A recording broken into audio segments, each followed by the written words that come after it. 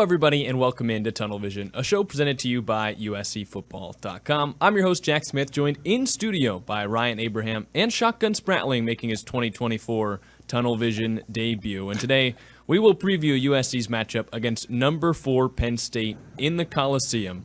Thank you guys, first of all, so much for joining us on Tunnel Vision. If you're here watching on YouTube or Facebook, make sure you leave a like, leave your comments so we can throw them on the screen.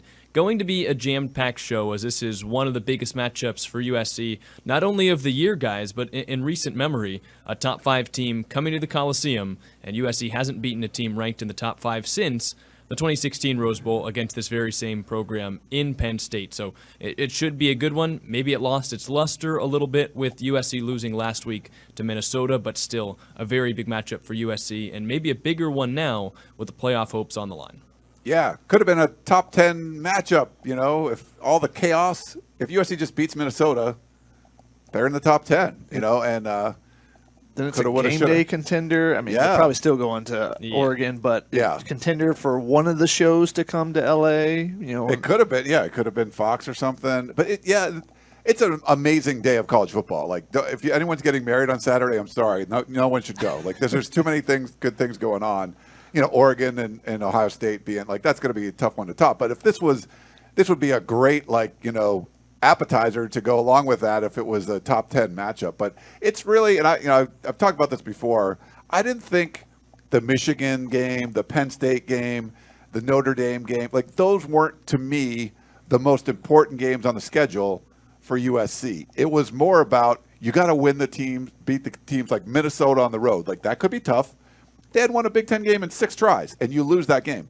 Now that you've lost that game, and that's why I said those are the most important, because you could go like 9-3, lose some of your big games, but it would still be a pretty successful season, and maybe even, you know, sneak into the college football playoff. Now that you lost Minnesota, all bets are off. This is a really, really, I mean, it was important anyway, but it's an important game because you need to get back onto the winning ways. You have to take care of the Coliseum. You need to show the Big Ten, hey, we can come in and win a big game. We beat LSU, but that's from the SEC. That's like, you know, that's a great win. But that's kind of like way back in the distance now because it was the opener in Las Vegas. What have you done? You know, you beat Wisconsin. Okay, that's cool. But you got to win some good Big Ten games, and this one is going to be the one that you got to circle and do it. And I was a junior at USC in 1991, and I remember the name of the quarterback for Penn State, Tony Sacca. Like, USC lost to Memphis State. Like, they weren't even Memphis back then. They were Memphis State. Despicable loss. And they come in, Penn State number 4, USC obviously unranked, and they beat them. And all the students went crazy. It was exciting. Tony Sacca went down. You need the same kind of juice. You got to get this going somehow. So I don't know if they can repeat 1991 way back. I think I was a junior that year. We'll see. But that's what they need, Shotgun. Did you guys rush the field? No, I don't think you rushed the field. I've never rushed the field. I've been on the field when it's been rushed, and like as a media person, but is that only the Stanford game? Is there any other time that it's happened?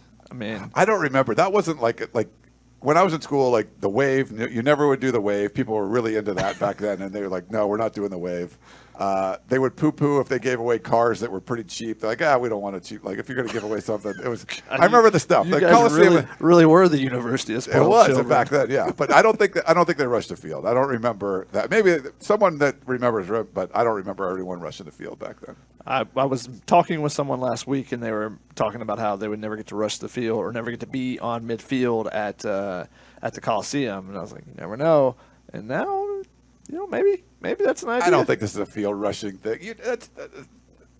I mean, let's see how the game plays out. But if it plays out like the Rose Bowl, then that would be, I think that's a rush in the field.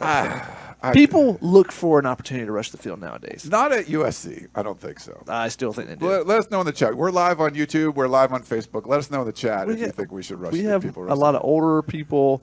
I want to hear from some of the younger people if you rush the field. It's fine. Let the young people know. I was in the stands for the Stanford game. I did not rush the field because I was in like the next to last row. So that's I wasn't making it down in time. So I was just Jack, like, where do you stand on the field rushing? Well, I stand on the 1991. Definitely is a while ago.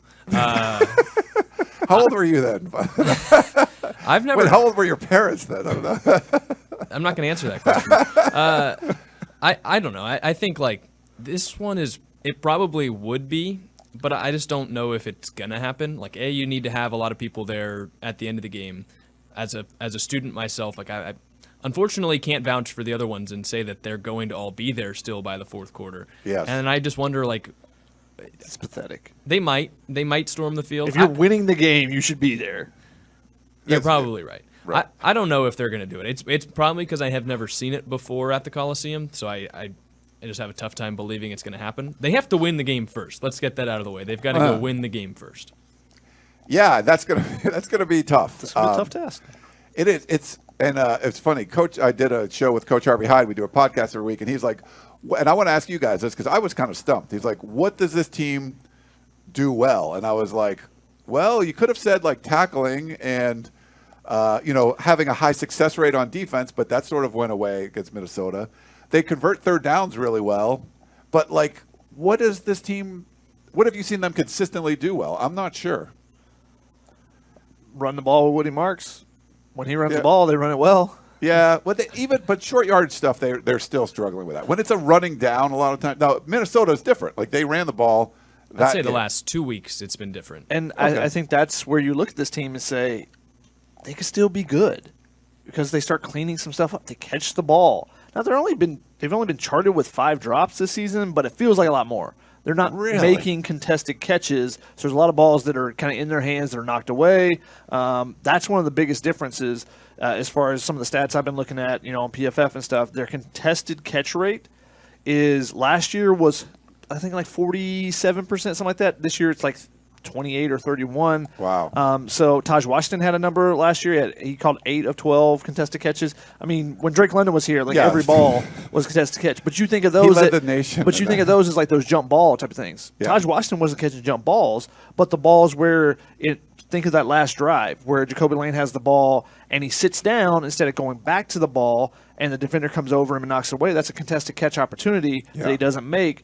The small things that, now granted, those are sophomores, and that's the danger with trusting, having to rely on younger players. And then you saw the last drive on defense. The final play, you know who they ran at? The quarterback sneak was run at Jade Abasiri, Kobe Pepe, Devin Tompkins, and Anthony Beavers. 3 of those 4 guys have less than 100 career snaps. Yeah. And then you have Anthony Beavers, who I think is barely over that. And those 4 guys were lined up side by side by side by side. Like that's where we're running. And I don't know that they were necessarily designing their play, pointing those out. But when you go back at it, it's like, whoa, where's Nate Clifton? Where's Jamil Muhammad? Neither one of those guys were on the field. And then also you think about, okay, where would Eric Gentry make a play there? Would Anthony Lucas make a play because those guys weren't in there? So you're relying on your youth, and they've got to take a step forward. Now is the time of the season where your young guys that are getting some experience, the Braylon Shelbys that have gotten a little bit of run, now it's your time. You need to step forward and become a guy so that they can rely on you. They went with Braylon Shelby that final drive. The final 8 snaps, I think, he was in instead of Jamil Muhammad. And on the other side, you had Sam Green. You had some young guys in there. Okay, you've given them some opportunities. Now it's their time. They got to step forward and start making some plays. And if they do, this team still has potential. And so they're not doing anything really well right now. Yeah. But if guys start taking steps forward and you start thinking about other young, Elijah Page, Alani Noah had his best game last game. Okay, can he build on that? It's going to be really tough this week for any of the offensive linemen to build on anything. I don't even. Yeah, this because could get ugly. Lincoln Riley needs to help them out. Yes. With different ways that you can do things. You don't have to go old school and just run a draw every time. They've tried to run screen. Their screen game is an issue right now. They're terrible. That's one of the things that they're capable of being much better at. And they were better blocking wide receiver screens in the last game, your traditional quick screens that they run. All right, I think we should be back. We had the computer that we stream off of went blue screen, had the big frowny face on it, and completely restarted. Just broke off Shotgun's rant. The first time we have him back in the studio and everything's messing up. It knows he's around. It doesn't want to hear him finish. Shotgun, did you have any more thoughts on whatever you were saying, if you remember what we were discussing? You might have finished. Pretty sure that was sabotage. Yeah, someone in the chat before we cut off said Lincoln Riley was watching and cut the power. No. We did lose power yesterday in the area. A big transformer went out in Hermosa. But no, I don't know. We got the blue screen of death on the computer. We should be started again on YouTube and Facebook, so sorry about that. But we're back. There you go. Yeah. All right. We were talking about, I think, wide receiver blocking. And Ryan, I think that how this all started was you asking what USC does well. Yes. I would have echoed what Shotgun said in that they convert on third down, over 50%, kind of getting back to the elite ways of the 2022 team. And still defensively, they have the best third down defense in the Big Ten and the 6th best third down defense in the country.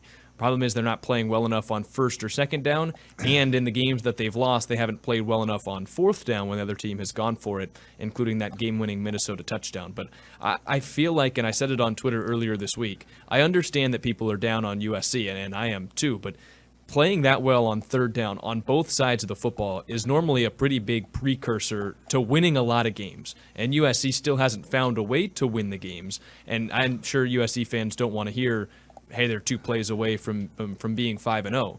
But if you play that well on third down, week in, week out, on both sides of the ball, you're going to win more games than you lose. And I think that's why it's been surprising that USC just hasn't found a way to win these games, because they've been the better teams on the money downs when it matters most. Just feels like at the end, when it actually matters most, it's been USC that's coming up a little bit flat. Yeah, I agree, and I think there's indicators, right? Like what's, if you want to get an assessment of some, there's kind of indicators of how whatever project you're on is doing. But a lot of indicators, like third down success, third down defense is a big one, and for the fact that USC is so good at it and only 3-2 is baffling. For Michigan to go 28 minutes in the second half without a first down, 3-and-out, 3-and-out, 3-and-out, turnover, 3-and-out. And you don't win that game. Like there's some things that are kind of baffling. To go 7 of 11 on third down against Minnesota, like find a lot of people that have gone 7-11 on third down and lost. Like it's probably not very common. So I think that's what's frustrating. And to me, it's the critical errors. And you want those indicators. When I do my 3 keys to victory every week, like you could say certain things, but if I said, hey, USC needs third down success and they can win, that would have been right because they had third down success and didn't win. So like, for USC, there's some interesting ones out there, but one of my assessments this week and one of the keys this week is going to be about critical errors that are killing drives. I mean, to have so many drives get killed in Minnesota, because of 3 turnovers for sure, all of them in opponent territory, a sack starting another 3-and-out drive, a negative run, another 3-and-out drive, the missed field goal, the dropped pass on third down, like big mistakes that killed the drives. I think those are what USC is going to need to avoid. They've done the other stuff well, but they haven't avoided that huge mistake. And they've just made so many of them. I think now on both sides of the ball, even the Michigan game, like you go that long without giving up a run, but when you do give up one, it's a massive one, So to me, it's like you have these indicators and they're doing well in some of them, but the critical mistakes one, I don't know how to quantify that, but they've just made so many of those things. It's been baffling. I'm not the first one to say this, but winning is a skill. Yeah. At the end of games, do you find a way to win or do you find a way to lose? Yeah. And right now, USC's finding ways to lose. Whether it be, and you say critical errors because there's so many different things. You can't just say, well, it's just the turnovers. Yeah. Well, it's just the offensive line. Well, it's just – no, there's different things every game, it feels like. Yeah. And the long run, like there's each part in the, you had the fumble in the Wisconsin game on special teams. Like every part's doing their part. Yeah. And so you look at it and you say, what can you start cleaning up and doing better? Or is this a team that is destined to fail versus destined to find ways to win just because they don't have that innate ability to go out and find different ways? They don't have that person that pushes them over the hump when things aren't going their way and makes the one play on their own, just makes the Superman play, which is what you saw from Caleb Williams at time, which is what you saw from Sam Darnold or Adoree Jackson, in that Washington game. You think back to all these superstar players, they put you over the hump. Is someone going to step up and be that for USC? Is someone going to get a sack ever from the pass rush and not just get to the quarterback, but get the quarterback down? Or is someone, you've seen them create some turnovers. I think the defense has done a good job of that. It's not been some outrageous number like it was in 2023. 22. Yeah. I'm terrible with getting years right. That's okay. Lincoln's first year. But they've been able to create some of those. Kamari Ramsey's been on it. Eric Gentry, those type of players create those type of plays. Now, what can you do without Eric Gentry out there? Because it doesn't seem like he's going to be available once again, if he's available at all the rest of the season. So, who's going to start becoming the big-time playmakers versus you need guys that are playmakers and you need guys that can hold their own. And that's one of the biggest differences. This was something I talked about with different people, Aaron Taylor, CBS sports analyst, some other people at Big Ten Media Day. What's the biggest difference? And people go, it's the physicality of the Big Ten. It's not the physicality of the Big Ten. USC's been plenty physical. Yeah. It's that your third-string guy can step in and still be physical. Instead of your third-string guy being a true freshman and he can't hold his own. He gets pushed back on every play. The Big Ten guys, the cornbread eating guys from Iowa, they may not be able to make a play, but maybe they don't make a mistake. They just hold their own and just give you a neutral. And that's all you need them to do when they're stepping in because someone is injured. That's what USC doesn't have because of the depth issues that they've had from not being able to recruit on either side of the line for the past, consistently the past 5 years. So that's why you see a couple guys get injured, and now suddenly it's like, whoo, you fell off a cliff in some areas because you lost your playmakers and there's no one to step up. Now they have some guys that are capable of that and will be playmakers in the future. I think those freshman linebackers have a chance, but are they ready to do that yet? Who can step in the meantime for them and at least hold the line and someone else can step? That's what you're looking at is who can fill the pieces and type of things because they're just thin on depth. And I felt that was going to be the concern with this. Now, I thought it would be much bigger on the defensive line or offensive line. That really hasn't fully occurred yet. Now, Anthony Lucas leaving is a concern and Barry Alexander not being there. But they've been you haven't lost starters yet from there and had a big concern like, who's even going to play? Whereas, at some other spots, you've lost some of the guys that have been making the plays, so who's going to step up now? Yeah. Yeah, I do think that Shotgun makes a good point with the depth, and I think we saw that tested last week more than any other game throughout the year. I really thought after week 1 in that game against LSU that this team was going to be a team that knew how to win, that they were going to be a team that maybe we don't play our best game offensively or defensively, but if it comes down to one drive, we are going to make that drive. And I thought it was an interesting point listening to Cody Kessler talk on the Victory podcast that USC puts out. USC has had game-winning drives potentially there in multiple different games and just hasn't been able to get it done. When you look at the Michigan game with the shovel passes, that much maligned play-calling drive, offense couldn't get it done. Then the defense couldn't get that one final stop either. In the Wisconsin game, obviously they win it, but they get the football back, and I know Miller Moss was coming out of the tent, but they go 3 and out on that drive, and then obviously the defense comes up with the pick 6 later, and that was huge. And then this week, they have a chance, to get a stop, then they get the ball back with the game tied, and they go 3 and out. There was a pass interference penalty USC didn't get that Lincoln Riley talked about on Tuesday. And then the defense has another chance for a stop. They don't get it. USC still gets the ball back, a chance to drive down for a touchdown, and they can't put it in. I was telling Shotgun after the game, with how good Lincoln Riley's offense normally is, I feel like over the last 3 years, they've had chances where, hey, it wouldn't have been a miracle, but it would have been something close.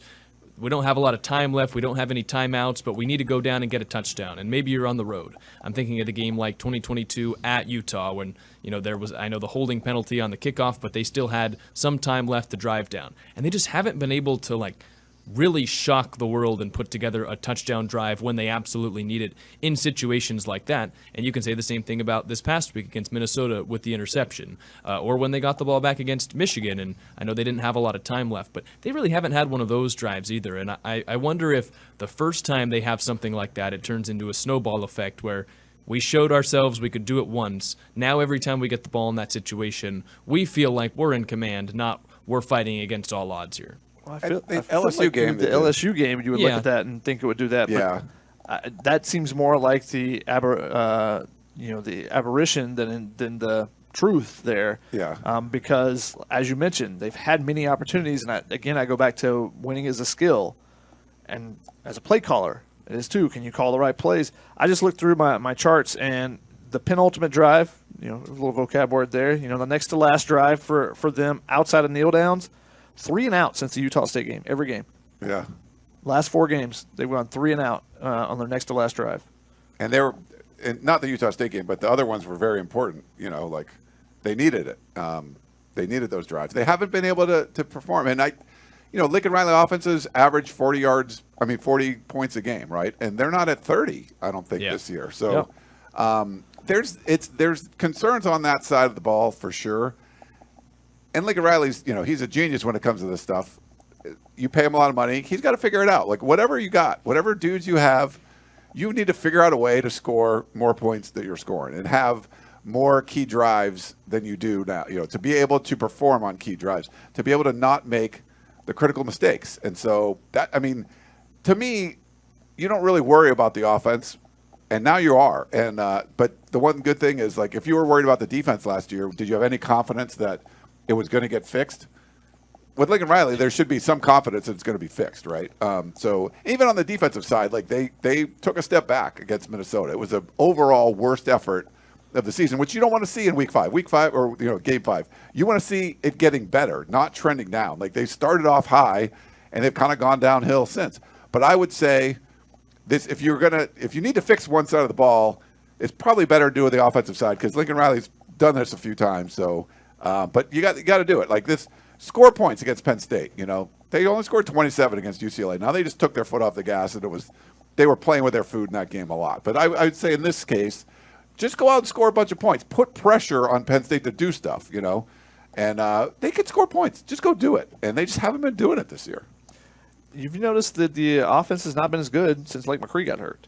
Now they've ran a lot of stuff in the game at Michigan that we were kind of baffled by, all the the screens to him behind the line of scrimmage and stuff like that. That didn't make sense.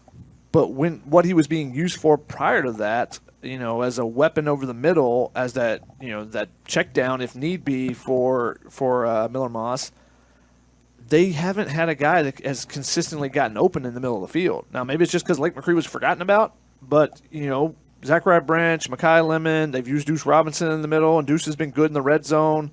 But they just haven't consistently had someone in the middle that can be that option for just the big body that makes the catch, the contested catch with someone on his back since Lake McCree. Now, he did practice this week, so maybe he'll be back sooner than later, and that can help rev up the offense a little bit, but also his blocking. Now, Cade Eldridge has done a fine job, but not a great job. And then Walker Lyons, same thing. Walker Lyons played more snaps in this game, I believe, than Cade Eldridge. I have to look in a second. But they were using – he's more of a receiving tight end than a blocking tight end. So with your offensive line struggling, you need an actual experienced tight end that can block for you. So I think that injury has gone under – That's a good point. has not been talked about, but is one that, maybe having a bigger impact than everyone is realizing. Obviously, on the other side, Gentry is a huge impact to lose him. And Anthony Lucas, we'll see if he's available. They brought a card out for him on the sideline to potentially card him out. Now, they did not. He walked off on his own power, but he was back at practice this week and doing stuff, so hopefully that means that he avoided any major damage there. But that was definitely scary to see that there was a card out, and it was for him. Yes. Because he's been the one guy that's been able to create some pressure in the backfield. So if you lose Gentry, you lose him. That's your best player at each level, the front two levels there. And then Jacoby Covington being out, granted you do have more depth at cornerback, but you potentially lose one of your best players each three levels. Yeah. Like, that's not good. So on offense, you lose a running back or you lose a wide receiver, you feel like you can fill in, but tight end has been a spot where they haven't been able to fill in with someone that's much experience. That's the biggest thing. All the guys that are filling in, no experience. And that goes back to one, recruiting. That goes back to not being able to blow anybody out in the past. All these different things from the past are slowly adding up right now when you're playing in a tougher conference like the Big Ten. It felt like USC needed to do whatever it could in 2022 to field a good team. In 2023, I think they saw they had success the previous year with transfers, so they went and they brought in a lot of transfers and realized at season's end, especially with the offensive line and on some other positions on the field, bringing in a bunch of transfers just didn't work. The cohesion wasn't there. Just because Dorian Singer was really good at Arizona, you can't always just plug and play a guy. You need to find a guy that's the right scheme fit. And so I think USC had the philosophy this offseason on the lines and in many places across the football field. We don't want to build with just transfers. We want to see what we've got. We want to let the talent that we have here play because we want to have this cohesive team that likes each other and turn into a developmental program. I think you are seeing some of the growing pains of that. And I know that we've talked all season about maybe if they just brought in one more offensive lineman from the portal, they wouldn't be having these problems. But it felt like USC made its bed. They didn't want to bring in a bunch of transfers, wanted to let the young guys play, wanted to see what they had and build a cohesive unit. And they're kind of taking their lumps with that, where Shotgun mentioned that a lot of the players that are playing right now, don't have that experience of winning. They're younger guys, they're sophomores, they're redshirt freshmen, but they're getting a lot of time. And the guys that come in as depth haven't been tested at USC and don't come from other programs where they've played a lot. And even some of the transfers that they brought in are guys that are maybe new to a starting role, like a guy like Gavin Meyer. But you kind of have to go with what you did in the offseason. You didn't bring in transfers, so you can't go anywhere else on the offensive line. It's got to be Alani Noah and Elijah Page, or maybe it's Amos Talalele at right guard, but I know Noah played very well against Minnesota. On the defensive side, it's got to be a Kobe Pepe or Devin Tompkins. You can't take a midseason transfer, and you didn't want to bring in, a ton of guys through the transfer portal because they saw what happened in 2023. So maybe it was a bit of an overcorrection, and they could have stood to taken a transfer or two on the offensive line or at other positions on the field, but they wanted to go with these sophomore receivers and the young guys on the offensive line and different players here and there who were already in the program. And that has, I think, led to the fact that USC is a young team, kind of a green team, which I think will help them for the future, but certainly has caused some of the problems that we're talking about now. And I think on both lines, you realize by, year 2, 3, 4, whatever of the transfer portal era, it is a lot harder to get elite talent out of there. And it costs a lot more money than what it did before. So USC wasn't playing that game, and I think that's part of the reason, too. I think they would like to bring in an offensive tackle, and they didn't. And they certainly would have, they tried defensive tackles, and Isaiah Riggs didn't work out. He comes in and then leaves, without playing a game. But it costs a lot of money to get big linemen, and that's one of the things that was hurting USC too. And there's less guys that there are, like receiver. You bring in Jay Fair, you bring in Charles Ross, you bring in Jaden Richardson. These are veteran guys that have played a number of snaps that aren't necessarily going to be the guys that are going to challenge the sophomores because you want to trust those sophomores. You can't really do that it's harder to do that on the offensive line. To find somebody and be like, hey, because you don't rotate like you do at receiver position, so you don't rotate offensive linemen, so you can't say, hey, you can come in and compete. They're probably going to win the job, but you'll be in the rotation potentially. You can't do that on offensive line. Yeah. Maybe on defensive line you could do that, and that's where you get Gavin Meyer. You get Nate Clifton, but you don't necessarily get was it Derek Harmon? Derek Harmon of Oregon. Yeah, or Dominic Williams, those guys that were going to be the high dollar, $1 million guys or whatever you may be. And one of the big things is, if you want to take the optimistic view, is maybe they've been through the worst now. Those guys have taken their lumps, all those sophomores, all those second-year guys, and now they learn from it, and they start their incline. And you start seeing signs, and maybe that was what we saw from Alani Noah, of him having his best game last week. He's taking lumps, in the first couple games of the season. And maybe we start seeing him start to ascend a little bit.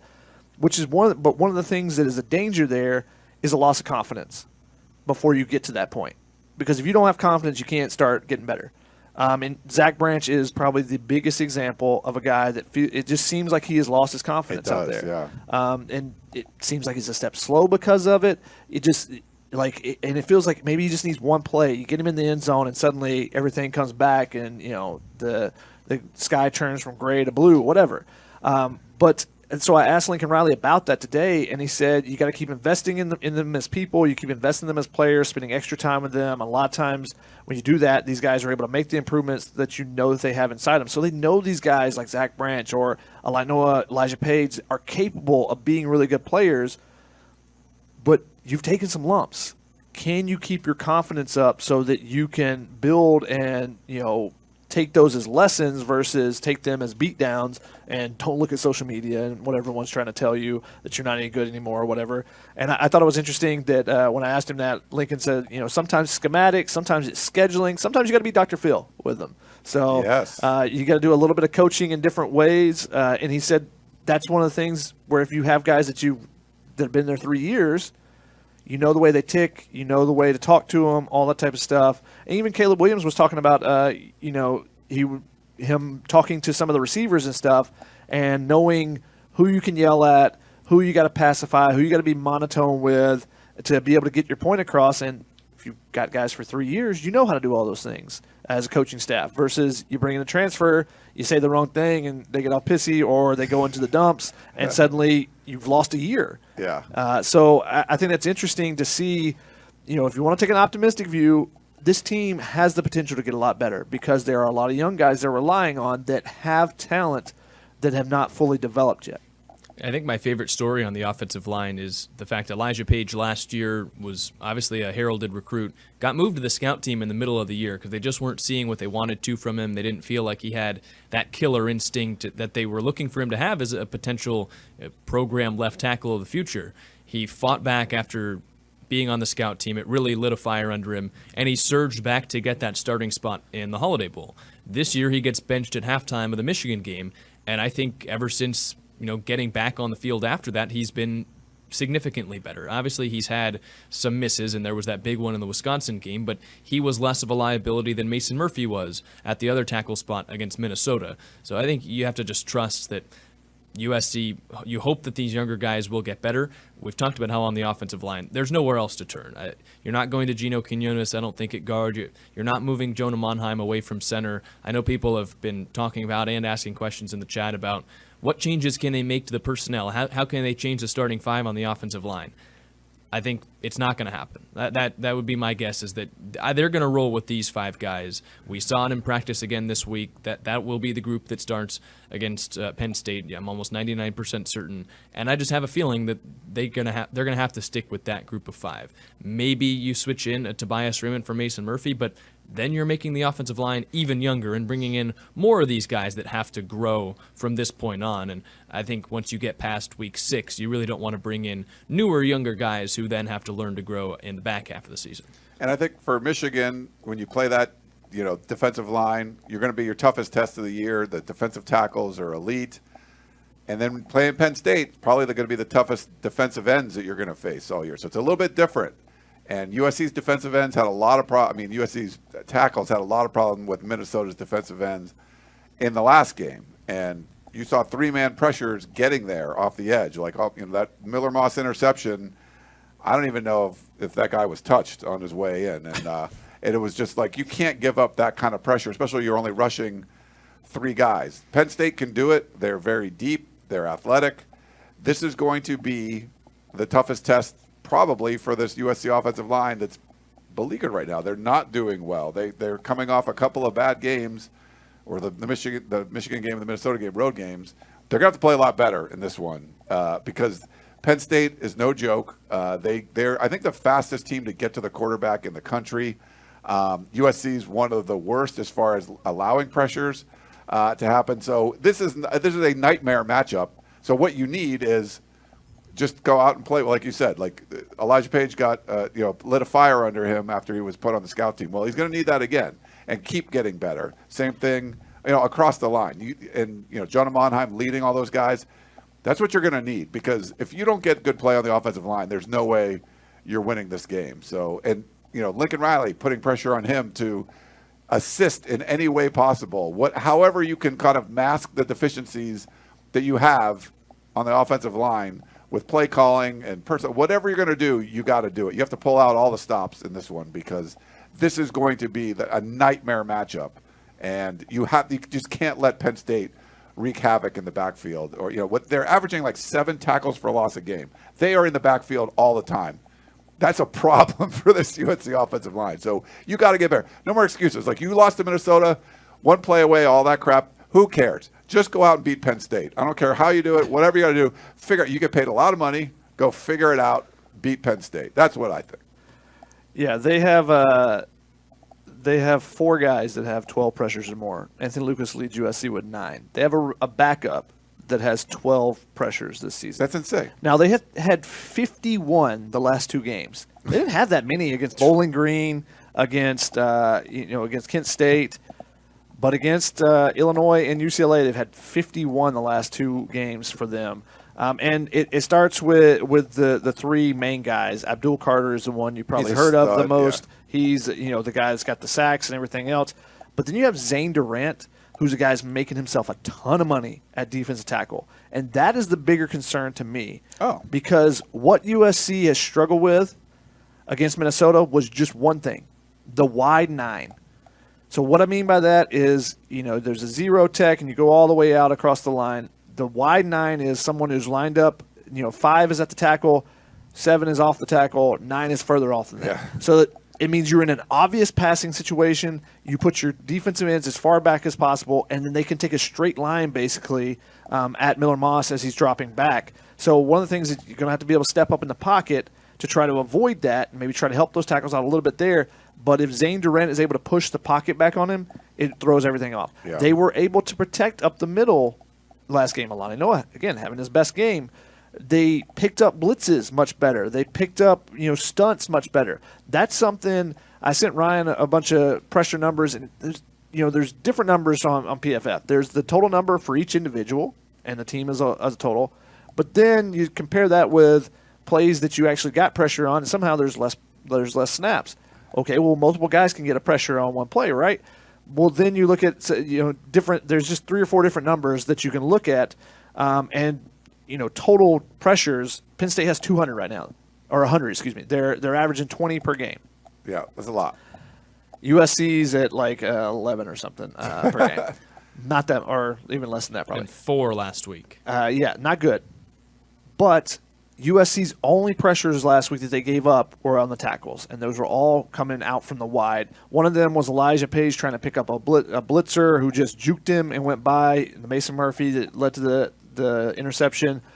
But can you slowly make an adjustment to that? Is there something you can do to help out there? And can you stop Zane Durant from pushing the pocket and wreaking havoc up front with Jonah Monheim? Because that was the thing with Michigan. Josiah Stewart was a monster coming off the edge, but it was also Kenneth Grant and Mason Graham in the front to where Miller Moss couldn't step up and get away, because Miller Moss did a pretty good job against Minnesota outside of the 2 times he was hit without being able to see the play coming, of stepping up and avoiding the rush a little bit, and that helps out your tackles, especially if they take those really wide lines and stuff. So can they help out there? And the other guy you should mention for Penn State is Dennis Sutton or Denise Sutton. His name is D-A-N-I, but it's Denai. He's got 19 pressures already. Yikes. USC, Anthony Lucas leads USC with 9. No one else has more than 6. Yeah. So USC gives up pressure. Penn State creates pressure. And that's why that seems like a not great combination. And USC allows it is quicker than any team in college football, and Penn State's like the second quickest to get to the quarterback when they get pressure. Yeah, so it's insane. And I think what happened last week, I think P.J. Fleck came in with a game plan. They figured out a way, like they were desperate, right? They needed a win. They couldn't get a win in the Big Ten. It's, they hadn't had one since last year. You come up with a plan, you execute it, and you get the win. They rush the field, boom.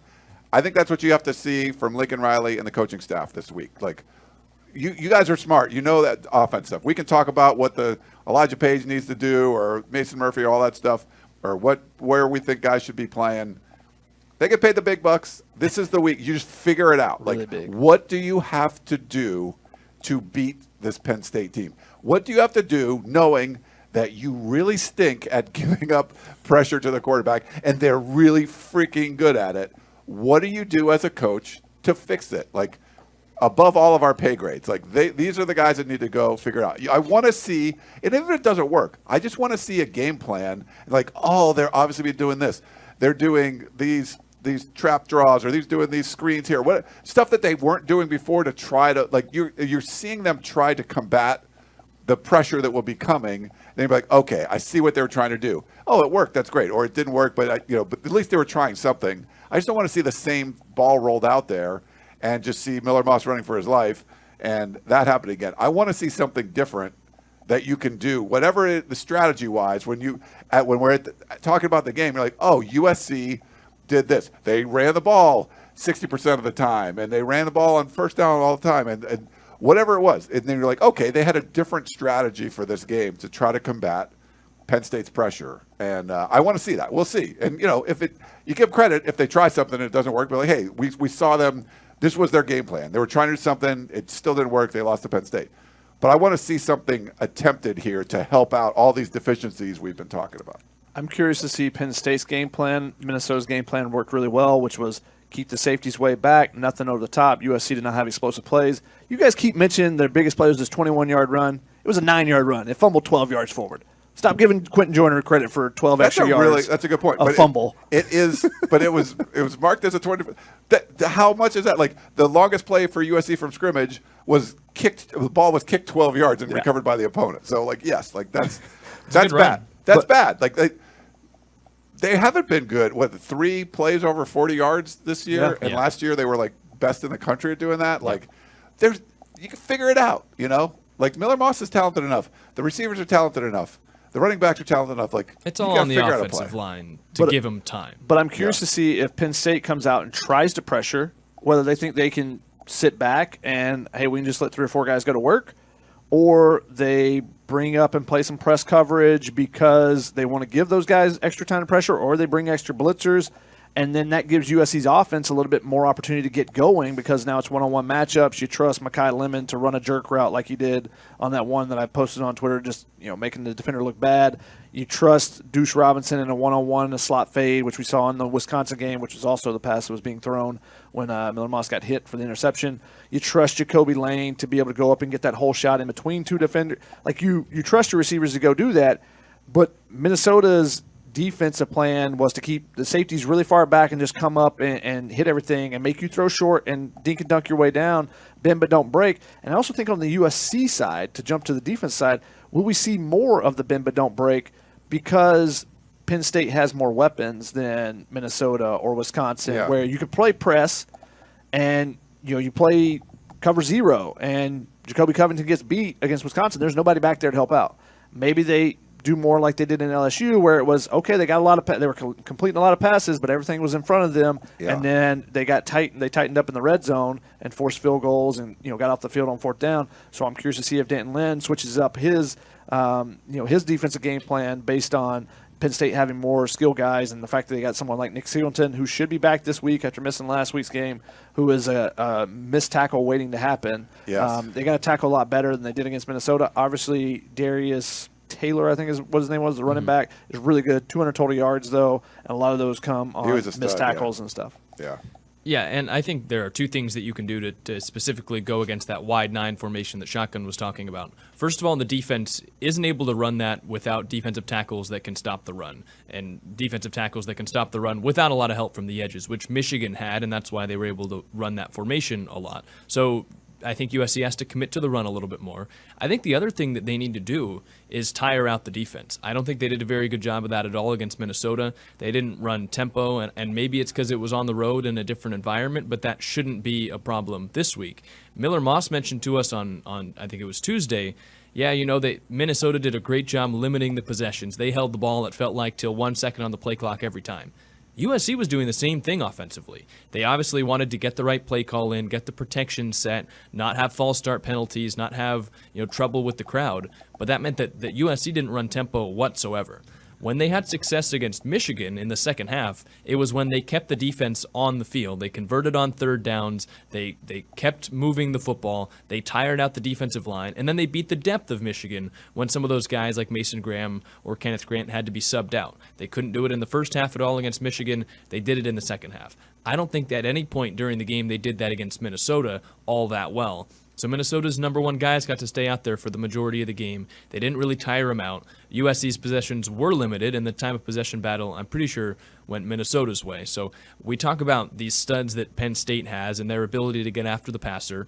I think, first of all, you have to slow them down. Lincoln Riley has to commit to the run because USC, in terms of rushing yards per carry, is right up there with the best teams in the Big Ten.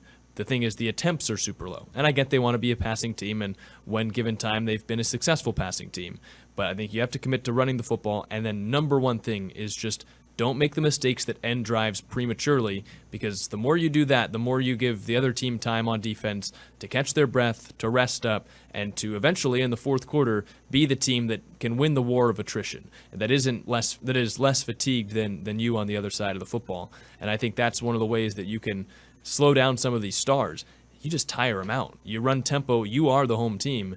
What have we talked about when USC's gone on the road this year and all the troubles that presents? Penn State has to go on the road this week. USC needs to do everything that it can to make sure that's a tough trip, not only travel-wise, but also just being the road team for Penn State.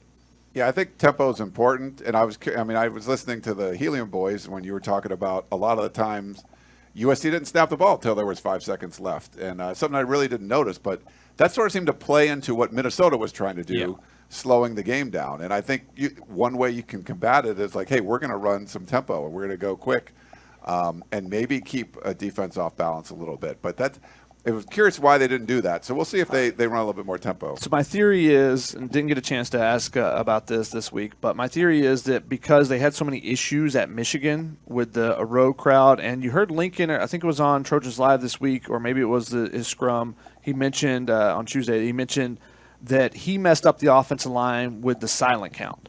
Oh. So, they took the crowd out of the game completely until that interception. Like, it was dead in there. I was talking to Chris on the sideline. I'm like, there is no energy in this building at all. It sounded like Minnesota had the football. Like, it sounded like a Minnesota offensive drive when USC had it. And I think they were just expecting to lose, too. This wasn't like... They were. Yeah. And USC, because that opening drive of the second half, they go down and score. And then the drive where they are, they throw the interception, they have the ball, and they're picking up every third down along the way, and they're just bleeding. They're taking the heart out of Minnesota until you give them life.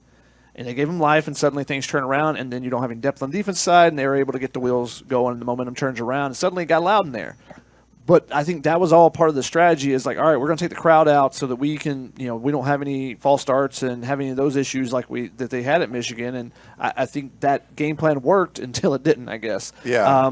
So when it didn't work, maybe did you try something different then? It's hard to be like, all right, this is working, this is working, this is working. We have one bad play. Do we switch things up now? Or it's hard to make that call. But maybe that's something that we see different in them this week is that you're at home, you have an opportunity to run tempo. If you want to try to, keep certain defenders on the field with certain personnel, do you try to do that? Do you try to run tempo in spurts? There's different ways you can go about it. Or do you try to go slow and limit the possessions because maybe you feel like you're not as talented as Penn State because of the depth issues that you have. When you're the less talented team, you want less possessions. Over the course of time, more possessions equals talent runs out. So that was the whole thought process of Chip Kelly with the blur offense at Oregon. It's like, we're going to be faster than everybody. We're going to do it, and we're going to catch you off guard, but we're going to be more talented. So eventually our talent is going to win out. So that's an interesting thing to keep an eye on is what kind of tempo does USC try to go with? Or do they mix it up? Does it stay the same? Do they make some adjustments? How does it kind of go? Does it flow with the game itself, or is there a specific tempo that they're looking to establish early in the game? I think Ryan's point at the top of the show was a good one, that USC scoring points, like the offense might be the best defense today or tomorrow or on Saturday. I wonder if Lincoln Riley this year has known they have a better defense, so he's tried to help that defense out, and maybe he's been more conservative at times, knowing that, hey, I can actually trust my defense to go out there and get a stop more often than not this year compared to the last 2 years. And maybe that's messing with the offense a little bit too. So I wonder if this is the week where they say, hey, Danton Lynn, I know that you can go do your job. Our offense isn't clicking on all cylinders right now. We need to get back to running tempo. We need to get back to doing certain things and go out there. And maybe this is the week where USC's not trying to win that perfect Big Ten game where they win 24-17. Maybe this is the week where Lincoln Riley tries to get back to form as well and just put up a lot of points. Because I think I agree with Ryan. USC's defense will struggle a little bit, especially with Penn State's run game. Drew Aller's obviously a phenomenal quarterback that you can't expect to play a perfect game defensively, so you can't try and make that the game script as well, where, hey, as long as we get to this certain amount of points, our defense will hold up, and they won't allow more than that. I think this is the week where, as the home team, in a big matchup where you are the underdog, the best defense might be, getting back to a Lincoln Riley offense. I think he's got to be frustrated. If you're Lincoln Riley, quarterback guru. You're 5-7 in your last 12 games. You better damn well be frustrated. You should be frustrated. You got to score Wouldn't points. be bowl eligible if that was a season. There's things that are wrong, and if we want to do, people like the food analogies, or maybe they don't, but I always do them anyway. You're a steakhouse, and you're known, and your steaks are amazing. It's a medium rare porterhouse, whatever it is, and it's freaking awesome. You get these Yelp reviews, and they're like, man, my asparagus was wilted, and the salad dressings that tasted sour, or whatever it is. But man, my steak was good. And that's sort of been like USC's offense. Like, the steak's going to be great. Like, everything else around it, like, why is there's cockroaches in the corner? Like, my napkin's dirty. There's a lot of crap wrong in this restaurant, but man, the steaks were good. And now you're like, hey, you cleaned everything up. And like, well, the asparagus is like very good. And it's like everything, this is so well seasoned. The salad dressing's perfect. But my steak's overdone. Like, what is going on? Like, it has to be for the chef that's like, I'm a madman when it comes to making steaks, but everything else in my restaurant was shitty. I'm going to go out and fix that stuff. Now, why are my steaks bad? So I feel like that's what's going on with USC right now. Like, Lincoln Riley, you're the offensive guru. Go fix this. Go make it better. You have to have a better offense than what we're seeing right now. We're 5 games in. You're not even averaging 30 points a game. I get it's the Big Ten. Dantlin could do his stuff. I think now you just have to let him, like Jack said, just let him do his thing. Let him go make his asparagus. He'll clean up make sure the napkins are all folded perfectly and everything. You make a damn good steak. Just go make a steak and let's see what happens. Just score freaking points. That's all. Oh, that's all. Maybe Danton Lynn, to go back to Jack's comment about tempo, maybe Danton Lynn, when he came in, said, hey, I need you to slow things down. Mm-hmm. And remember, Lincoln Riley was like, well, we're going to listen to everything they have to say, take into maybe that's part of it. Don't listen anymore. But if you're looking at tempo for this game in particular, the more plays you run, the more chances you give Abdul Carter or Denise Sutton to come off the edge and win a one-on-one and game change something. So do you want to do that? How confident do you feel in your offensive line?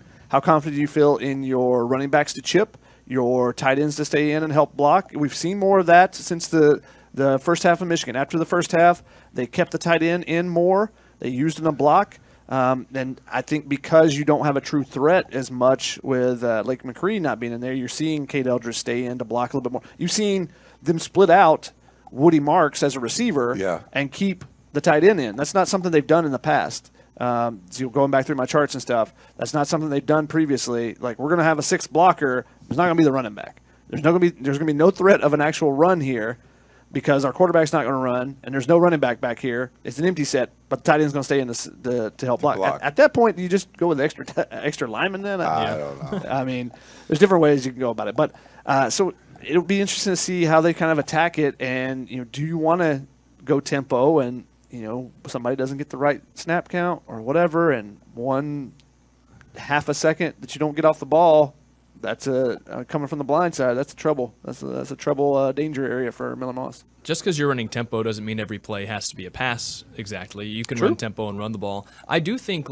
I understand maybe Danton Lynn did come in and say, hey, I work better defensively when we get 3 more minutes on the bench to rest. So if you can slow down the drive a little bit, that would be great.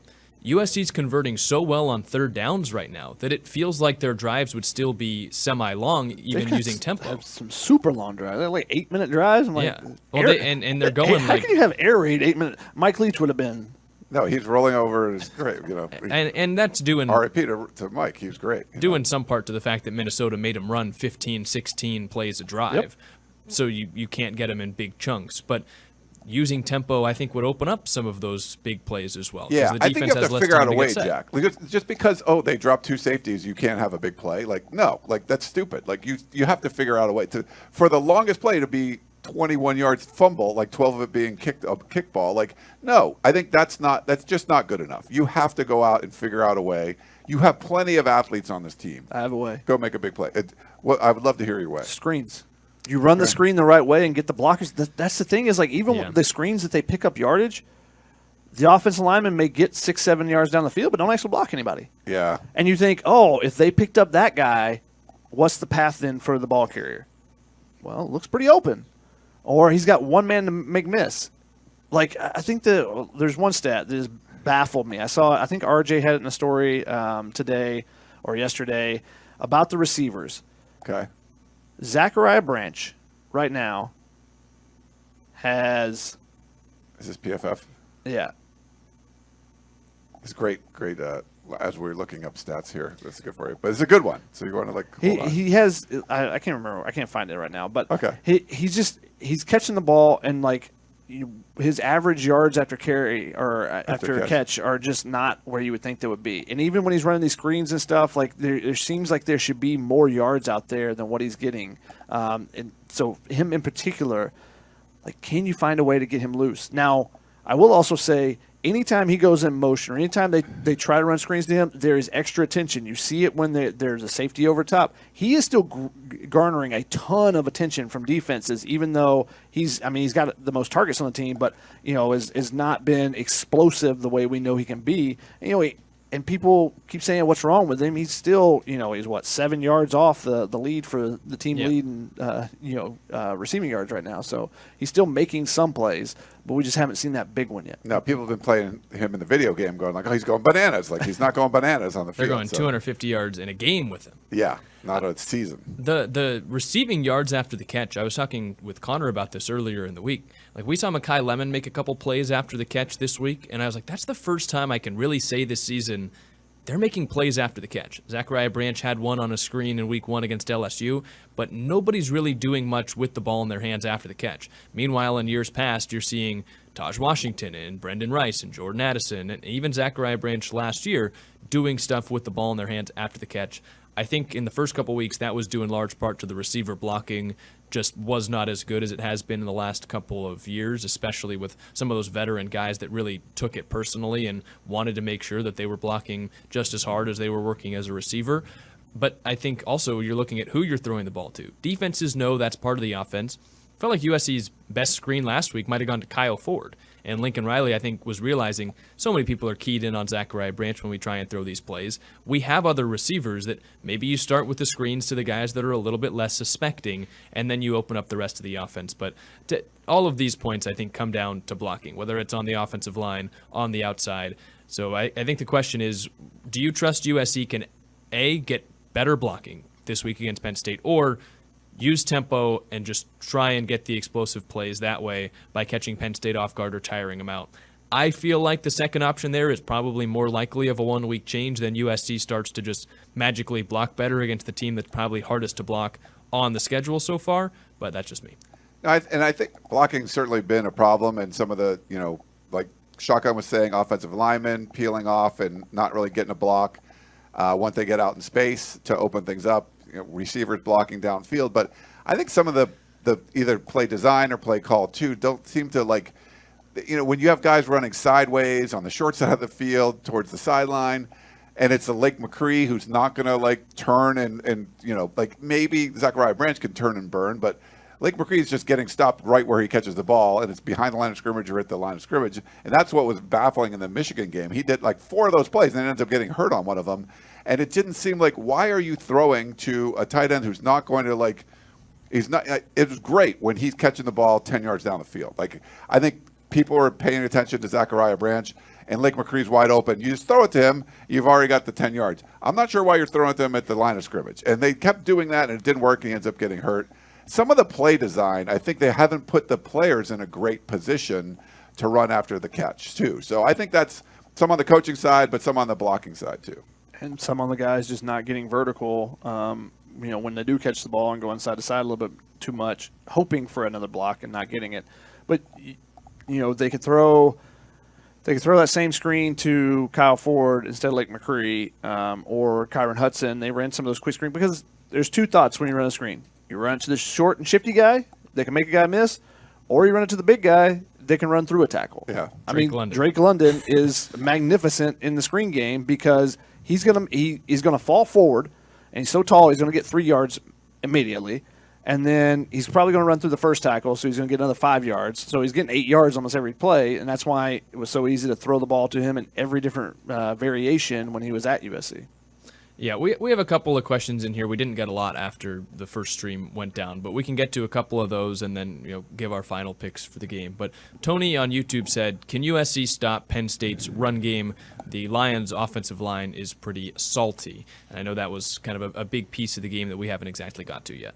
Yeah, I think I think this defense has done pretty well. I mean, LSU's offensive line is really salty, and USC knew they were going to try to run the ball and shut that down. I think for the most part, USC's done a really good job stopping the run. Minnesota was the most concerning, and maybe it's Eric Gentry not being in there. So we'll see. I mean, if Eric Gentry's not available again, which we don't think he's going to be, what can you do on the defensive side to kind of slow down I think what they were really good at is like they made some stops. It would be like maybe they give a big play, but 2 of the 3 of those plays on that drive weren't successful. And I think last year and the year before, there was just like successful play after successful play. And I think USC was enough to force a negative play or get a stop, a 2-yard gain as opposed to like an 8-yard gain. They were doing that really well. It's kind of backed off a little bit of that against Minnesota, where they were getting, big plays, not big plays, but like they were getting 6 yards a carry instead of, 3. So they got to try to do that against Penn State. If they can't, and it might be tough without Eric Gentry, but it's going to be a long day if they can't do that. I don't think that Penn State's offensive line is anything special. They're fine. I don't think that they have as many quality players as the LSU line. Now, I think they're more cohesive from the little bit I've watched of them. But the difference is Nick Singleton breaks tackles. Kaytron Allen is not as explosive as Nick Singleton, but he also breaks some tackles. So that's the biggest thing. Can you make tackles? And then that, to me, comes down to, one, your players need to make plays that you expect to, but can your depth players also make plays? Can they make that tackle when they're asked to? Or are you putting everything? Because one of the things I mentioned on the Helium Boys podcast is like USC did not get off blocks at all in that Minnesota game. And so therefore you put a ton of onus on your middle linebackers to make every play. And they had like 25 tackles. Exactly. But they also had some missed tackles. Yeah. They also ran to their own gap every once in a while. You're putting a ton of onus on them instead of, hey, someone from the defensive line can actually get in the backfield and create the tackle to begin with. Jalen Smith coming off the edge a couple times on blitzes was able to get home and do some things. I think Greedy Vance highlighted one play, terrific play where he's being tackled and he still makes the tackle. So maybe that's an option too, is to bring some of those secondary guys down in to help out. But it starts up front. Can you get off some blocks and help make some plays? Even if your job is to just hold the line, can you do a little bit more? Yeah. Don't try to do too much. We're not asking you to get to the passer every single down as a defensive lineman.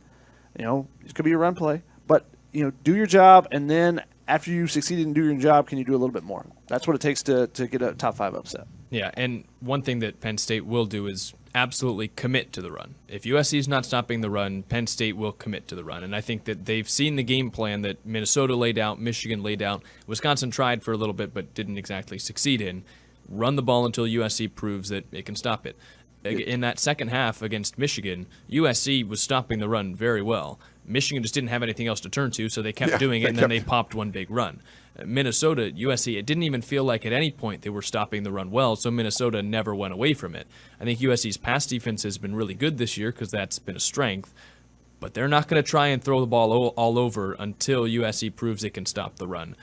Maybe that's something that Lincoln Riley has done in the past, and we said and kind of criticized him for it in the loss to Minnesota, where they were running the ball well, but know they're a good passing team, so they went to throwing the ball, and then that's when Minnesota got back into the game. Penn State won't make that same mistake. They will commit to running the ball as much as they can until USC proves that they can stop it. Can you make 8-yard runs be 8-yard runs instead of 20-yard runs? Yeah. Make the tackle.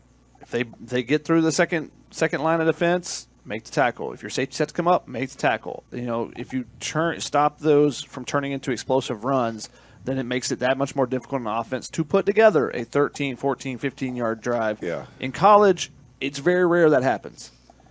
Teams just make mistakes, whether it's a false start, a holding, whatever, or in this conference where there's no penalties called, whether it's a drop or whatever else. Teams make mistakes. College kids make mistakes. So can you bend but don't break? I think that might be the philosophy for this game is to, all right, we're going to play a little bit deeper. Nothing gets over us, but we got to be sure tacklers when you come up. That's got to be the case all the time, but I feel like that should be that much more of an emphasis this week for Denton. Steve says, is it a hot take to take play calling duties away from Lincoln Riley? Yes. Yeah. He also, who's taking it away? He's the head coach. Yeah, that's what he does. He makes the steak. Unless you fire the chef, he's making the steak no matter what. You're not like the sous chef or whatever. The guy's not coming from the garde manger station and saying, I'm going to start cooking the meat. The guy's like, no, dude, I'm the head chef. I make the steaks. You're out. So there's no one taking away his play calling duties unless somehow he gets fired. Jasper says, will this be the game where the USC offense comes out in the first half and look like they've played in the second halves? I mean, they didn't score the last 17 minutes of the game or something, right? Or yeah. So I don't know about the Wisconsin. Yes, Minnesota. No. And like Shotgun said, penultimate drives have been fruitless since the opener. So I don't know. I think it's just more a consistent play and avoiding the massive mistake. It's not like, but you want to come out and play well. I think this is one of those things where this is a number 4 team in the country. Do you want to go down 21-10 and have like that? You're probably not doing that. Like, you can do that against Wisconsin. I don't think you're doing it against Penn State. You got to punch them in the mouth. You got to come out and score, get a stop, fumble, something, and show hey, USC's come to play and reset things. Don't just get rolled in the first drive or two. Also, that would play into the gameplay a lot better for USC. You get advantage. Okay, now they can't run the ball as much. They have to throw the ball more. Drew Aller has the least amount of pass attempts in the conference per game, 20 per game. Even though he's got a big arm, is a pro prospect, maybe I loved him in Elite 11. He was one of my favorite quarterbacks coming out, and has been with a terrible offense before. Now Colton Nickey has really turned that offense around, but they're not asking him to do too much. They haven't been put in that situation. They haven't been away from home. Yeah. So they went to Morgantown. It's like a 2-hour drive, whatever. Yeah. It's like USC going to UCLA. Yeah. But I guess a little bit more than that. But anyways, they've had traffic. They mentioned on our sister site, the Lions 247, one of their podcasts I listened to this week. They're coming off the 4-game home stretch. Is this baseball? Who gets a 4-game home stretch in football? Michigan 5. They did 5. Good grief. And what then is look, this? they go on the road and lose their first road game. One Shocking. game. Exactly. That's my point. Is that they're going on the road. They've been home this whole time. First time flying to the West Coast. They're going an extra day. They got to drive to Harrisburg. Oh, it's a big deal. They got to drive to Harrisburg to catch their plane because of this short runway. Whatever. It's different for them. Okay, we'll put them in uncomfortable positions by taking a lead early, and then suddenly, okay, now they got to throw the ball around. Put them in that position. Now USC that plays in, USC, you don't have to throw the ball. They can't widen out the defensive ends. They can't, pin their ears back and come at you. You can run the ball more when you're – all those things would be greatly benefited for USC if they can get out to an early lead. Yep. And also Penn State, also listening to the Lions 247 podcast, has been really good in the third quarter this year. Yeah. I think it's I don't know what the exact – I don't know if Jack knows the exact numbers, but I think it was 3 points given up in the third quarter. I don't know. Something really low or whatnot. But, yeah, put them in uncomfortable positions and avoid having to go into the third quarter, a quarter that they've done really well this season, and be all right, we got to turn it on now, which has been what it's felt like for them every halftime. It's all right, we got to turn it on. Stop trying to turn things on and play up to that level to begin with. Yeah. Especially and realize you're probably not going to be able to turn it on against Penn State as well as you have against other teams. So I don't know. I think it's interesting. I think Shotgun makes a great point. And we didn't talk about the travel during the episode, but if you want to buy into the stat, Big Ten teams are 1-7 when traveling 2 or more times. I think 1-8 actually. Which one was the 8th team? Because I know John Wilner put it out when USC lost and it was 1-7. What team lost after that? Not after. His was including ACC, I think, as well. Maybe because UCLA went to LSU and lost. I don't know if you include that. So it wasn't a Big Ten game. It was a Big Ten team. That could have been the one. But either way, the only win is Indiana coming and beating UCLA. Yeah. So if UCLA was involved in 3 of them. So, yeah. If you want to buy into that narrative, that's a potential thing that could plague Penn State as well. And Connor and I talked about it on Instant Analysis. If you see USC beat Penn State and Oregon beat Ohio State, I'm totally willing to have that conversation that the travel is this is maybe the week. A cause. I don't know if I'm going to say that yet. USC didn't play very well. UCLA has gone and lost a couple of times. Would UCLA have won those games on a neutral field, right in the middle of the two schools? Probably not. But if the two, highest ranked teams, 2 of the 3 highest ranked teams in the conference go on the road, cross country, and lose, I'm willing to have the conversation after that. Yeah, because they probably won't play well. No one has played well. It's not like teams are going they played a great game, they just lost. No, it's they just didn't look right. They came out sluggish.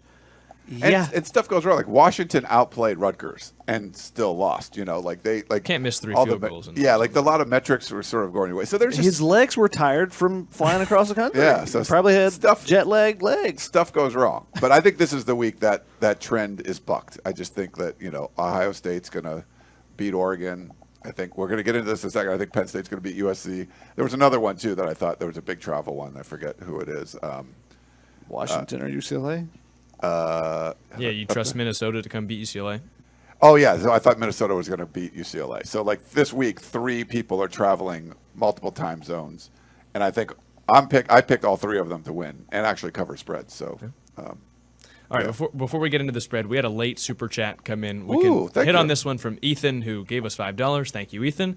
We'll be flying in town tomorrow for my first game at the Coliseum. Anything or anywhere you guys suggest I check out before Saturday. Appreciate you guys. Wow. I mean, LA's huge, so it depends where you're depends where you're staying, where you're coming from, what you've seen. I don't. There's so many. Don't complicate it. Just give them a couple things. Philippe's downtown is the original. If you want to do a cool lunch spot, it's the original French dip sandwich. I love that one. I'm more of a Kohl's guy downtown for French dip. They have a pastrami French Philippe's dip. is better though. Park's Finest for Filipino barbecue downtown is amazing. Howlin' Ray's for Nashville Hot Chicken downtown is amazing as well. That would be my Alvarado top 2. Street, if you like the Mexican stuff, is amazing down there. But I like. Or any taco stand on the side of the road. I mean, those are. I mean, With lines.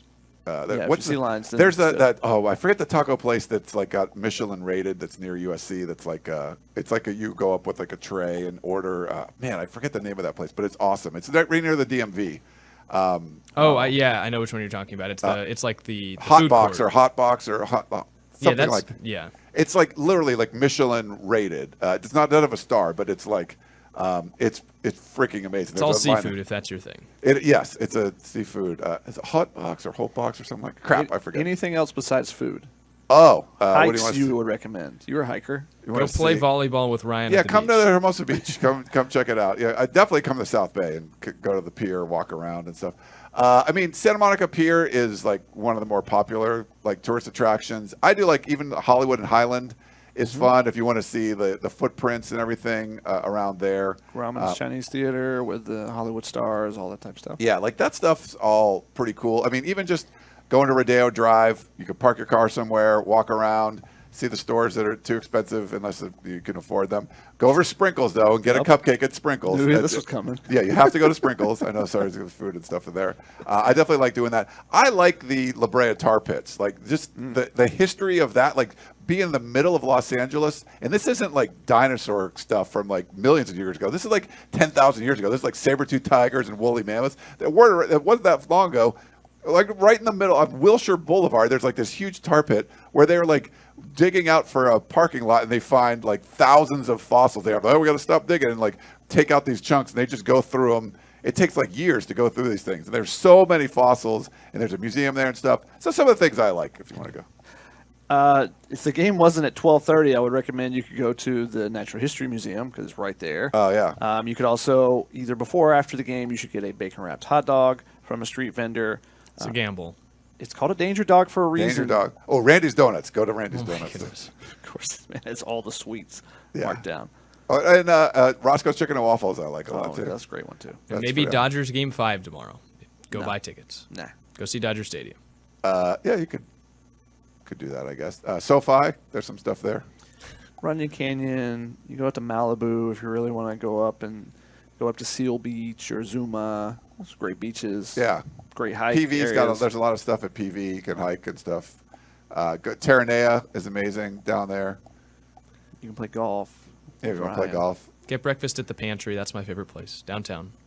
Patriots good. And if you're near USC, Jackson Joe, there's a good place too. We should be sponsored by them by this many times that you've recommended them to either new transfers with our tunnel vision interviews or Oh yeah, to- That's the place, if you go on Sunday morning, that's the place you're most likely to see a football player. So if that's interesting to you, Ethan, But thanks, Ethan. I think you got more than $5 worth of recommendations. probably he's going to have a headache. the Trying to think Grove, of all the places. Oh, my the Grove goodness. is cool. We're not Yeah. done. random places in West Hollywood because you just go have a drink, go up to a rooftop bar, and there is probably a 10% chance you'll probably see a random celebrity. Yeah, you could. There's See a lot of them if you go out. Yeah, if you were here earlier, like go to a TV taping of something. Go see Jimmy Kimmel. Like that's fun. Go to Price is Right. I did the Price is Right. You could win like me. That was great. And the House of Victory tailgate. You never even Definitely do the House of Victory tailgate. That's like and so hopefully they go to brunch menu again. It was pretty good brunch last time. They got biscuits and gravy on the menu this week, as well as steak. Yeah, they had that last time too. They didn't have eggs. The steak's coming back this week. They didn't have eggs, so I don't know. I just saw two things. I saw steak and I saw biscuits and gravy, and I was like, Ryan better put me on this list. Well, I'm thinking about it. All right. All right, here we go. Trek Ranger asks, score predictions. At the end of the show, like to go through them. Ryan, the score that we're using for the staff picks is 5.5. 5.5. I want to say someone in the chat said Vegas is down to 3.5, so maybe some late money coming in on USC. But you have clearly already formulated your prediction. What's the score prediction that you're expecting? So I'm 3-2 picking USC with the spread, and I've picked USC to cover every week. They covered 3. They've lost 2. They had a miracle cover against Wisconsin. That was literally it made SVP's bad beat segment. Like that's how bad it was. So quit your whining. No, but I got it right. But I'm saying it was a miracle. He benefited. I benefit from it, but Connor and Chris were whining. Yes, yes. I'm not whining about it, but I'm acknowledging that it was a miracle cover. When they played the quality team that they were not favored against, LSU, and they covered, they end up winning that game. I think this one, I don't like the way USC is trending right now. I think they can do a lot of things that we talked about and go out and win this game. The people that are saying there's no way they're going to win, you haven't watched college football. Of course they can go out and win. But if I'm going to put money on it or I'm going to bet, the way I'm seeing USC trend now and what Penn State's done, I'm going to take Penn State 31-20. But I feel like 31-20. Yeah, I feel like USC can do this. But not really. But no, but I mean, it's not impossible. I can see a path to it, but I think it's more likely if things just go normal, then I think Penn State's just going to come in, generate way too much pressure. They'll score enough points, and USC is going to lose. But I could see it happening. What if Penn State just comes out flat? They've played all these games at home or in Morgantown. The travel thing, all that stuff. USC comes out and plays well. They don't make critical mistakes. I'm just not banking on all those things happening. It could. I mean, it certainly could. But I think Penn State's going to cover this one. First game this year, I'll pick USC not to cover. I got USC covering. Wow, all right. I don't know if they win. I feel very torn about this. I can see them getting blown out because they can't handle the defensive front. I think that's the most likely scenario, or more likely than the other ones. That's why I would just. But I feel like they're going to cover. I mean, they may still lose, but I feel like they're going to cover. I feel like it's going to be 28-24 for one team or the other. Okay. But either way, USC would cover a 5.5. That's. I haven't fully decided where I'm leaning for our actual staff picks that matter, but I agree with Shotgun. I want to say that the travel thing, I'm not going to say that automatically means Penn State's going to lose, but do I think that means they're going to be able to blow them out or win by more than one score? I'm going to say it's probably the more conservative bet to take USC to cover in this game. All right. Because Penn State is the team that's traveling 2+ time zones, going across the country. And you guys mentioned it on Helium Boy Shotgun, but the wounded animal approach. USC is the wounded animal right now. That's what Michigan was when USC came to town. Was probably the worst team on paper, beat USC. Minnesota was a wounded animal, had lost 7 straight Power 5 games, but they welcome in USC. They're a less talented team. They beat USC. I think USC is now in that spot. You have to win every game on the rest of the schedule to make the college football playoff. I don't think that's going to happen, but it starts in this week, and it's a big atmosphere, big environment that I think USC is able to cover. They lose. I think it's more likely they lose by 3 or 4 than they lose by 7 to 10. Definitely not 11 points, Ryan. But I'm not saying I think they're going to win. I might make that my prediction just for one last ride because USC, they lose this game, I think the season can really spiral. I don't know where it would end up. Maybe it's worse than last year. You never really know. But the schedule looked easy in the back half. Now you look, and it's like if they lose this game and they're 3-3, how many more games do they win? Because the games that we thought were maybe easier aren't as easy, and they haven't won in a true road game yet, and then they'd be 1-1 in the Coliseum. You never really know, but because of that wounded animal approach, I do think they have a chance. So I'll probably take USC to cover. All right. The problem with the wounded animal approach is that they are actually wounded. That's true. That's the big concern because Gentry, playmaker. Anthony Lucas is a guy that I will be scouting out before the game to see, is he in pads? Is he warming up? How's he look going? Because I think that's huge for them to have him out there, because when he left the game, that's when suddenly things opened up for Minnesota's offense. And they were just able to get to the edge anytime they wanted to. They were able to run to that side at Sam Green, at Jide Abasiri on the same side. We had someone ask a question earlier if Jide Abasiri's played. He played 10 snaps. This is his first time playing with the first team. I think it was 6 or 8 of those came in the fourth quarter. So, suddenly they just had to throw all these young guys in there. Are they going to be healthy enough to be able to do that? And then if they are healthy, are Nate Clifton and Jamil Muhammad playing at the end, or are you going with the young guys? That was a bit surprising to me when I started going through my participation charts and realizing, wait a minute, Nate Clifton only played 8 of the final 32 snaps. He's been their most consistent defensive lineman that they've trusted the most, it seems like, even over Gavin Meyer, and in this game did not use him. So I don't know if he got banged up or what. And then Jamil Muhammad was in and out, but with the game on the line, there were multiple timeouts leading up to that fourth down. They kept Sam Green in there. They kept Jide Abasiri in there. I mean, Nate Clifton wasn't on the final play because of the package they were in, which was 6 defensive linemen. But, leading up to that, he was not. And Jamil Muhammad could have put him in, decided not to. So that was a little bit surprising to me going back and looking through some of those. Yeah, I think that makes sense. Any other final thoughts before we wrap up the show? Yeah, if you're going to come out to the game, and you want to come by the House of Victory tailgate, that's always fun. We'll be out there, and should be another good one. And we do appreciate everyone coming in. I think Michael in the chat said you guys might as well wrap up the show for the year. No, we're going to talk about this all the time. This is a linchpin game, though, for sure. And it wouldn't have been if you beat Minnesota. You could lose to Penn State. Now it's changed. Now you have to go out and win. This is you have to be the wounded animal. Minnesota fixed them, did what they needed to do, won the game. I think this is what you got to do, just figure out a way to beat Penn State. So they're scratching their heads, going, "Oh my God, we outplayed them. We should have beat them 10 times out of 10." And that's what you want. However you do it, you figure out a way to win, and they're frustrated as hell, going, "Man, this was our game to win, and we blew it." Be on the other side of that for once, and just figure out a way to win. So coaches get paid a lot of money. Figure it out. Just do it. So whatever it takes, because as you said, I can't think to open the show, but this feels like a season-defining game. Yes. If they go to 3-3, like Jack said, things could spiral.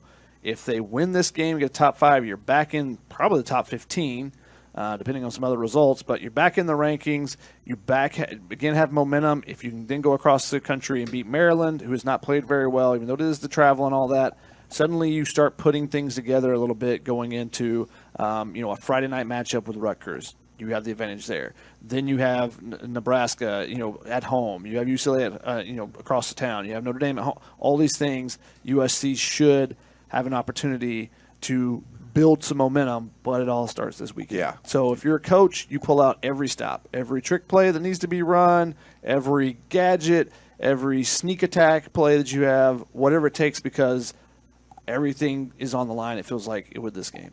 And, Lincoln Riley was 55-10 at Oklahoma. And I mentioned it, I think, going into the 2022 Notre Dame game. It's he doesn't lose these games. The games that they need to win, he didn't lose those games. They didn't through 2022. Now he's 22-10 at USC. So 55 wins and 10 losses at Oklahoma, 22 wins and 10 losses at USC. I also feel like this is a program-defining game. If this season spirals, you take all of the positives that we have been, some of the first to talk about, giving them praise for fixing the defense, going and maybe finding guys in recruiting, getting big commits. If you spiral this season, and you've spiraled the last 2 seasons, and all of a sudden with a loss in this game, you're 22-11, you're winning 2 out of every 3 games. That's that could be a program-defining game, because if you're winning 2 out of every 3, you're an 8-4 team every year, not a team that's 55-10 across a stretch like Lincoln Riley was at Oklahoma. So I think there's a lot on the line in this game, and we'll be back to break it down on Sunday. I think that the way that the game goes will certainly define the way that Sunday show goes. And are you coming in, or is it Chris for Sunday? Sunday, I'll be back. Oh, okay. So the 3 of us were back. There we go. I got a red-eye flight to get back. So nice. All right, we'll try to make it one show, so you don't have to do 2 parts. I'll try to put it together on YouTube if you guys want to watch the whole thing. But we appreciate you like going through the technical difficulties and following us back on there. So sorry if you were watching it. Yeah, we started one stream and went to the second one. Jack handled it well. We got it going. We got everyone back, hopefully. So it's good. Now like, subscribe, Yes. share this, and then also subscribe on the P. Yeah, USCfootball.com. 30% off if you want an annual membership. You want to be the most informed USC Trojan fan out there, right? When you're in the water cooler, if they still do that at the office, and you're talking about USC football, you want to like mention stuff that you read in the war room, or Chris put in his ghost notes, or Shotgun shared with you, or me or Jack, whatever it is, and you're going to know these things. And they're going to be like, how did you know that? I'm like, USCfootball.com. There you go. Can't write a better endorsement than that. But thank you guys for watching Tunnel Vision. Again, the three of us will be back on Sunday to break down the game. We'll see whether we're talking about USC's first win over a top 5 team in what would be 8 years, or whether it's a 3-3 start and a disappointing beginning to the season. But thank you guys so much for watching with Shotgun Spratling and Ryan Abraham. I'm Jack Smith. We'll see you guys next time on Tunnel Vision.